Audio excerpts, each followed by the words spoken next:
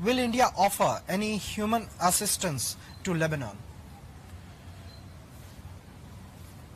Maha, we have sought an assessment of the extent of damage from the Lebanese government, and based on that we will decide the kind of assistance, the nature of assistance that we will extend to them.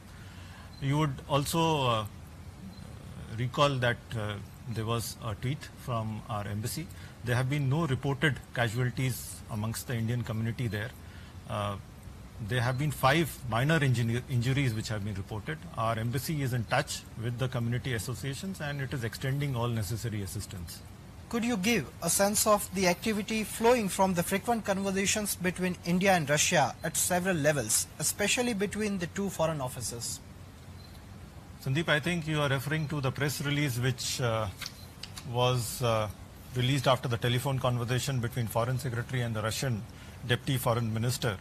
There have been frequent exchanges between the two sides.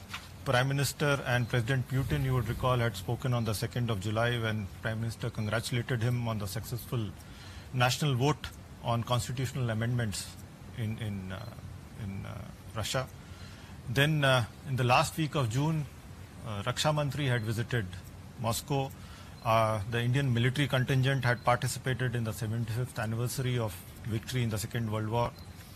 Well, of course, yesterday when Foreign Secretary and Deputy Foreign Minister spoke, they took stock of all these recent exchanges, and the idea is, of course, to keep the momentum of these regular exchanges going on in this form, because in view of the COVID situation, we have been unable to have visits, but there is a full calendar of forthcoming high-level exchanges between the two sides.